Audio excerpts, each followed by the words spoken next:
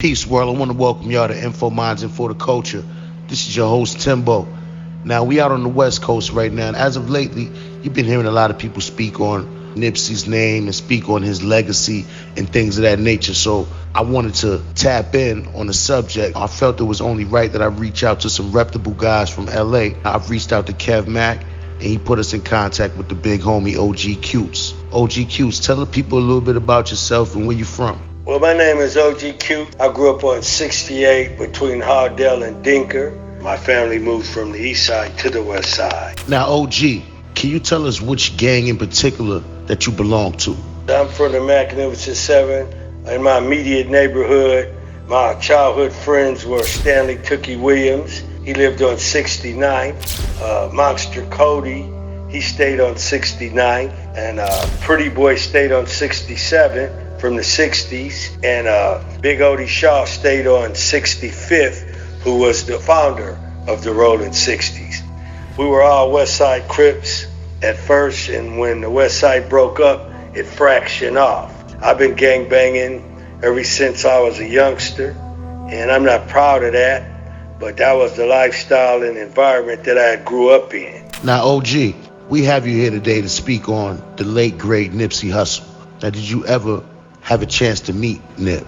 Nip came on the set when I was incarcerated. I was incarcerated for 32 years and 4 months. I heard a lot about Nipsey, and he was a true gangbanger. He wasn't no studio rapper, and he could come in the hood, he could relax because he was part of the neighborhood, you know, the Rolling 60s. I'd never been a Rolling 60, but I was a Dinker Crip, and the Dinker Crips evolved into the Rolling 60s. So my relationship with the Rolling 60s has always been one of complete.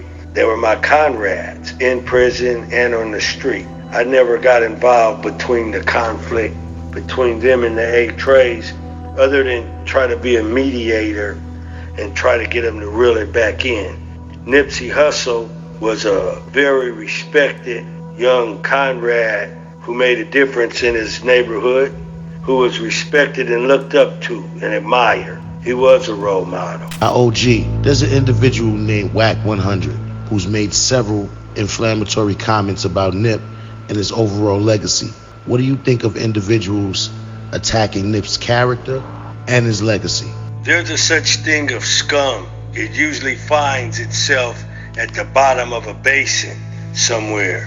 And the scum, it usually comes up when some uncleanness has taken place. When a human being acts like scum, there's not too much to think about, you know, other than people who are scum, they're opportunists. So Nip had a bright star, and the scum, he wants to get illuminated by the bright star that Nip was shining on this universe. So he knows that the only way he could bring himself into the light of that is in a negative way, because he doesn't have enough sense or know how to get a part of that by being positive, by complimenting the young brother. Some of these brothers today, they real quick at putting another brother down. There's a lot of hate out there, and it's jealousy. It's sad because the individuals who prescribe to jealousy and this type of hate and being a scum, they don't have to do that, but they do it because they don't know any better. They're ignorant. Now, OG, a lot of people were quick to jump on Kodak Black when he made those inflammatory comments about Lauren London. Now, however, there seems to be a deafening silence when Wack attacks Nip. From my point of view, being an outsider looking in, it would seem that these same people are intimidated by Wack. What do you think of people that pick and choose when is the right time to defend Nip? What we have going on in this country right now, we have a president that bullies women, he intimidates. His own party won't even speak out against him and stand for what is right. And then we have all those people you just named, who I consider busters. My definition of a buster is a person who doesn't have any backbone, persons that's spineless. I've been in situations in prison where I was the only one from my neighborhood, but I would represent my neighborhood to the fullest of my ability, even if it meant receiving a beat down. I would still represent my neighborhood. You know, if someone spoke against it at the time when I would protect it in the way that I did. So you have this guy, and I'm going to call him a buster because he deserves that title now, because he's definitely acting like a buster. He may even be a rat, because anytime I ever had a fight or any type of violence and I came up on the wrong end of it, I never, alluded to who done it. Outside of my homeboys, while we were going to seek revenge, they needed to know who done it. But this guy got two-pieced, and everybody knows who done it. He's a dry snitch. He's nobody to be looked up to or anyone to be afraid of. He might have a little bit of money in his bank account, but it's not your money. It's not my money. I don't respect a buster because he has a big audience. If he does something that's, deplorable, like snitching on who beat him up, talking shit about someone who's deceased, who he's unworthy to shine the person's shoes if he was still here, he doesn't count. He would have to move out of my neighborhood if he lived in my neighborhood. But this guy, he's what you call a cyber cell soldier. He's a buster. And he runs with certain groups and certain people. There's little lackeys and stuff. But he's a nobody. He's a buster. But the funny thing is, OG, I was about to ask you that. You doing a lot of time in prison.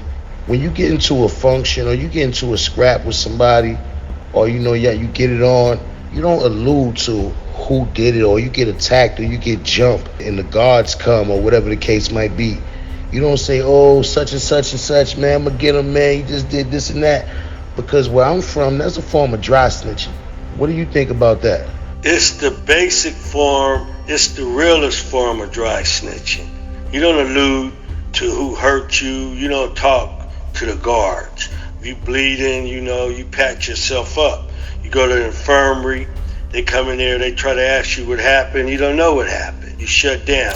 The main reason Crips, we start calling each other cuz, is because when the police would stop us in a group, they would separate us. And they would say, well, what's his name? And I would say his name is Cuz.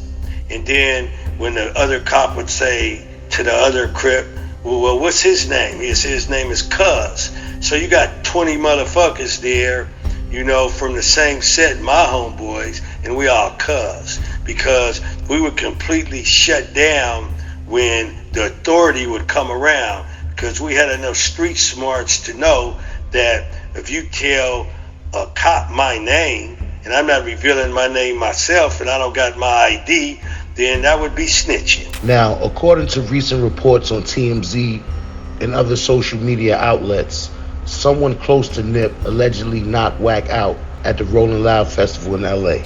Wack is denying this happened, and he's offering $100,000 to anyone who has video proof that he was knocked out. Now, in your opinion, does violence ever solve anything, or is it sometimes just a necessary evil? It's like this, man.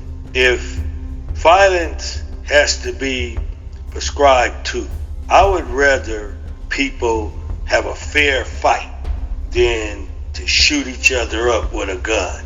If all else fails, of reasoning, a win-win, a compromise, a win-lose, whatever the situation is. When our communication seems to have broken down and you don't see no way out of this conflict other than, in a most barbaric fashion, than to put hands on someone, then I would rather for a person to go down to that level, that primitive level, than to use a gun. Okay, this character here, I'm not going to even dignify him by saying his name, because I already gave him a name. He's a buster. So this buster, his feelings are hurt right now because he feels like a zero. He's constantly feeling like a zero. And anytime he gets in his zero state, he wants to do something big. So when he feels like he's a zero and he's in the zero state, he wants to put Nipsey down. Now that he got healing hands put on him, he's in a zero state because now he's feeling the shame and embarrassment because he came off as this tough guy, but he's not tough. He has a glass jaw. You know, he can't take a punch. See, to be able to take a punch, you have to have the type of brain that can take the impact of a punch. And if you can't take the impact of a punch and you get two-piece and you go down, he's lucky the guy didn't put the LA stump on him. So he ought to just knock it off, accept the ass whooping that he received, and learn from it. With Wack100 being the game's manager and the game campaigning so strong in Nipsey's behalf, you know, he has the album dedicated to Nip. You know, he did the video with the blue Lamborghini with a mirror of Nipsey on the hood of the Lamborghini, putting up the rest in peace things for Nipsey so many days in a row. To me, that seems kind of contradictory to the game's brand and his campaign of representing Nipsey's legacy the way he's been. To me, it seems like being associated with Wack100 with the things that he's been saying is real contradictory. Now, what do you think about that? One's a grown man and one's a buster. The grown man, the gang, he's his own man. You know, he makes his own choices. He never did nothing but honorable toward Nipsey. Now, the buster, on the other hand, the gang is associated with the buster. We all have been associated with busters. If you really look back on your history with different people, you might have known a rat, someone who turned bad. Just think back. It's not hard. You know, you could realize that. But that was that individual's choice. It doesn't color you bad because this dude hung himself or this dude, went rogue and turned into a rat and snitched on a bunch of people. The gang, he's still doing good things. He can't control what another man does. He could only, make the choices in his life. So I don't color him bad because of the buster. If he chooses to continue to associate with the buster, there's an old saying, birds of a feather flock together. I don't know what the gang says to this dude behind closed doors. I don't know if he argued with him about it, but these are two individuals. Like individuals, they make their own choices because they're in the entertainment world. Their relationship, it might be some type of lawful thing that got them bound together. What is it about Nip that is attracting all this love and attention nearly a year after his passing? Well, you have to understand, a lot of the radio stations didn't play Nip's music. A lot of people, they don't know who you are until in death. And you start listening to the lyrics and what the brother was saying and the tone and the style he had and his charisma. And he was a very cool youngster, man. He was smooth and a great role model. And what it is that in his death, you have, the magic of, man, I wish I would have listened to his music. I wish I would have enjoyed it when he was here. Now I'm going to enjoy this music. It's a shame that he's gone.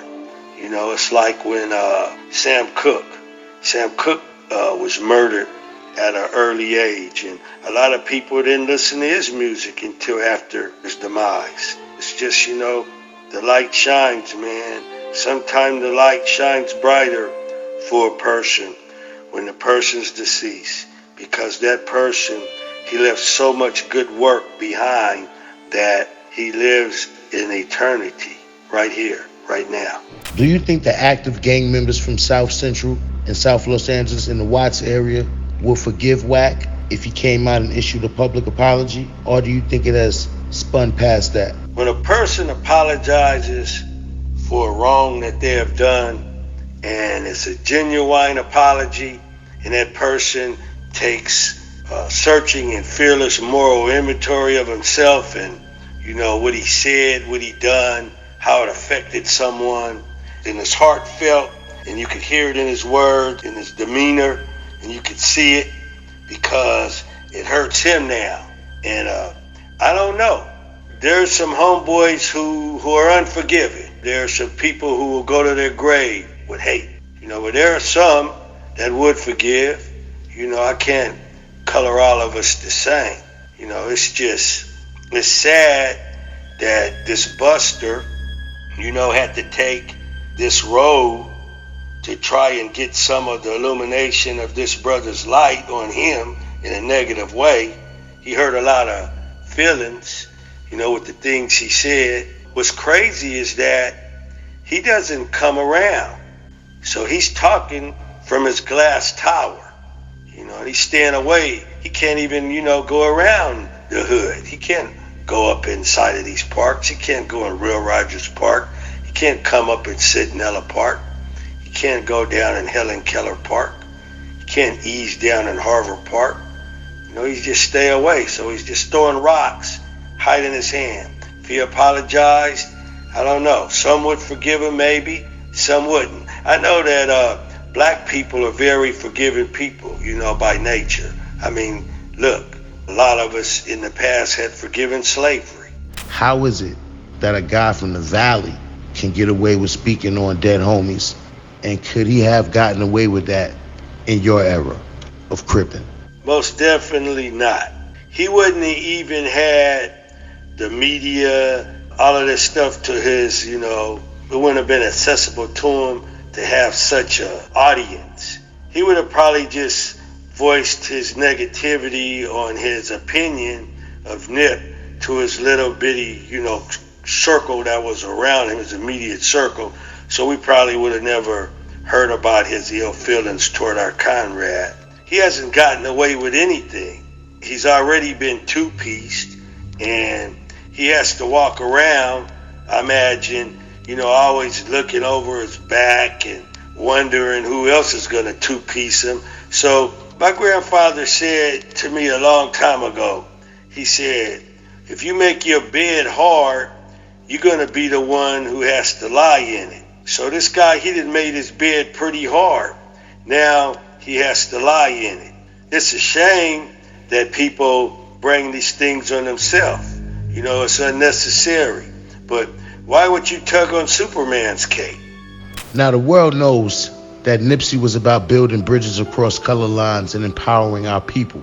Now how damaging could it be for our culture to tear down a local legend such as Nipsey, or any prominent figure that came from the hood and came from the streets and was able to make a positive impact on not only the community, but the world?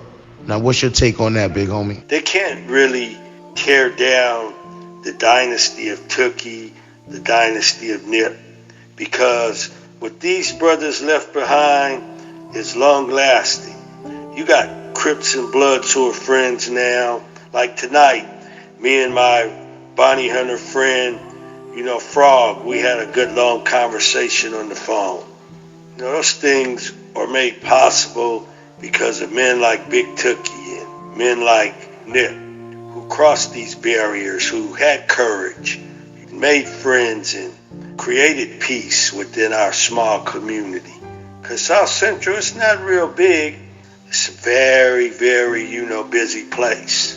And it needs more investments, and more people need to come and look at South Central and give people hand-ups and not handouts. Tookie and Nip are from the same area in LA, and both died while creating peace amongst Bloods and Crips.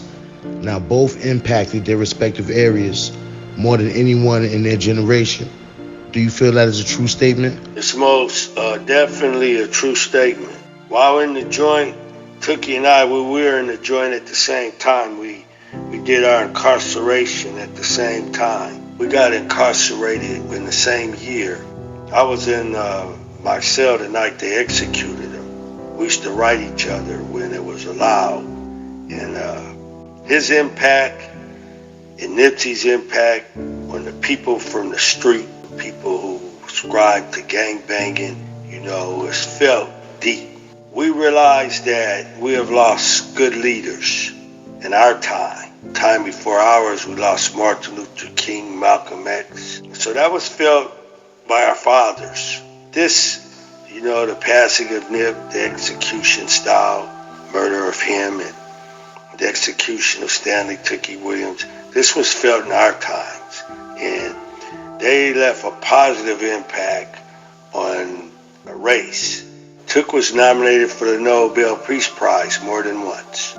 I want to thank OG Cutes for taking this time out to stop by and tap in on this topic. I want to shout out Kev Mack for putting the play together. Yo, Kev, we appreciate you over here at the Info Minds family.